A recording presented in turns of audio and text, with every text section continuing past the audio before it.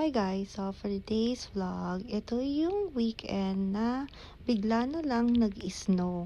Kaya nga dali-dali kaming pumunta dito banda sa may labas namin. At ayan, tingnan nyo guys, so yung plant namin may cover ng snow.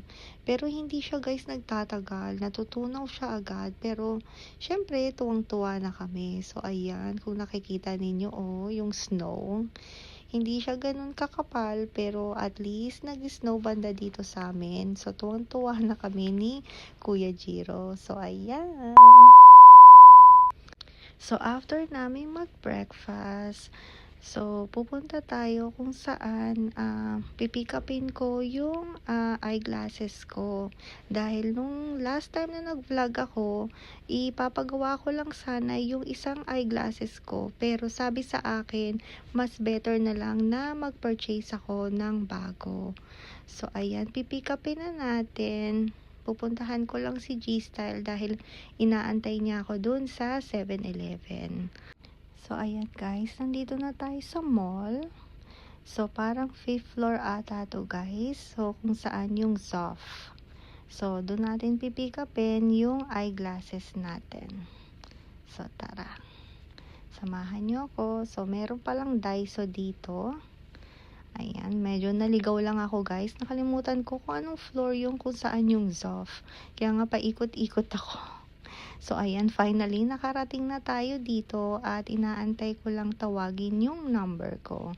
So, para ma-pick up na natin yung eyeglasses ko.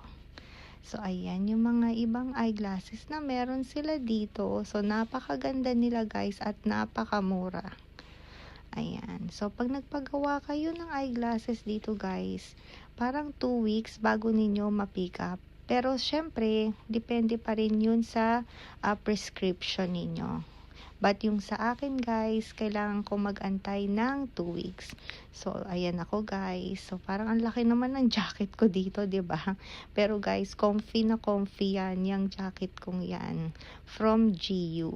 So, ayan. May mga sunglasses din sila dito or shades.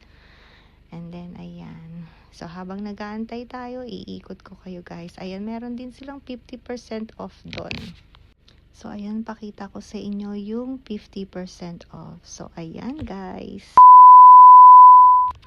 At, ayan, after naming ma-pick up yung eyeglasses ko, hindi ko na guys na video. So, papakita ko na lang siguro sa inyo sa susunod.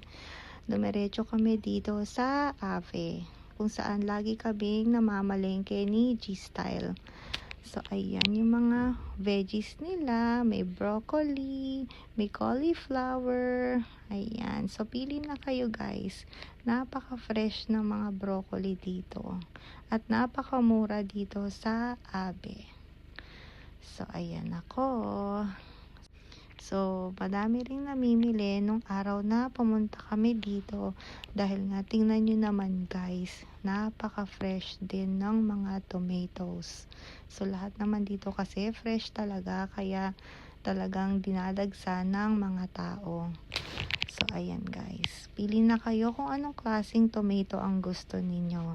At mga veggie. So, ayan, tingnan nyo guys. O, napakamura. At kaya talagang masarap mamalengke dito. Pero dito sa Ave guys, cash lang. Hindi pwedeng gamitin yung debit or credit card. So, make sure may enough kayong cash kung mamamalengke kayo dito. So, ayan. So, nakita nyo naman kung ano yung nasa basket namin.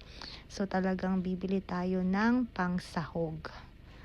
Ayan. So, akong nagtutulak ng card at si G-Style yung naglalagay sa basket. Dahil siya mismong nakakaalam kung ano yung mga kailangang bilhin. Ayan.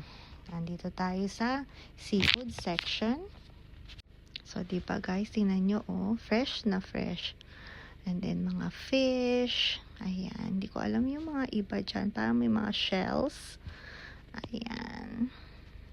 More fish, I think. Ayan, meron silang display ng fish dito, guys. So, parang totoo yung itsura. Ayan. At tingnan nyo naman, napaka-organized at napakalinis tignan. Ang galing nila. Ayan, so may mga shrimp dito banda. Ayan, more fish. So, ayan. Comment down below kung nare-recognize nyo tong mga to. Ayan. So, ito ata yung parang pang sushi ata ito guys eh. And then, ayan. Ito masarap tong i-fried. Yung maliliit na yan. Hindi ko alam kung anong tawag dyan. Nakaluto na rin si G-Style niyan. At masarap siya guys. Bukod sa fresh. Ayan. Ito yung mga, I think ito yung mga luto na ready to eat. Ayan. So, yung and mga meat section. Ayan. So, pili na kayo guys kung anong meat ang bibili nyo dito. Diba? Napakamura. Ayan. So, bumili din kami niyan dahil nga kailangan ni G-Style. Ayan. At ayan na naman ako. So, ayan. So, siguro maya-maya ay tapos na rin kami. At pipila na kami para makakapagbayad. So, ayan, sinusundan ko lang si G-Style dahil nga, ayan, dahil madami ding tao, guys. Ayan, tingnan nyo naman. And then, nandito tayo sa mga milk, yung mga dairy, mga egg. Ayan, parang Yakult ata yung nakita natin doon. And then, meron naman dito yung mga iba't ibang klaseng bread. Pero hindi na tayo bumili niyan, guys. So, ayan, nakapagbayad na kami at tingnan nyo naman, nag-i-snow na naman at sobrang lamig. So, kaya dali-dali kami ni G-Style at mahangin. So, ayan, tingnan nyo naman, diba, napakahangin.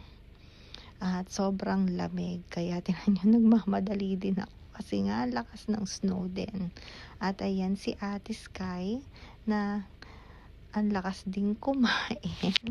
At ayan na yung mga niluto ni G-Style, yung fish na binili namin sa Abe. So, ayan. Ito yung paborito kong fish na lagi din binibili ni G-Style. Masarap din yan kung meron kayong hot white rice. At ayan yung mga veggie. I think ang tawag ata dito, chop suey.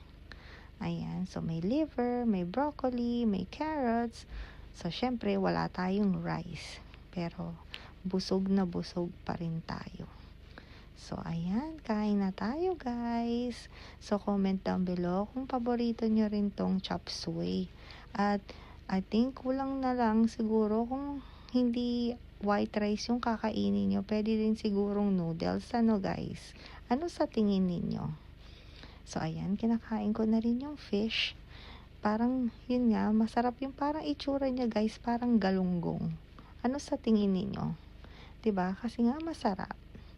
And then, later, yan, nag-crave kami ni Kuya Jiro ng milk tea.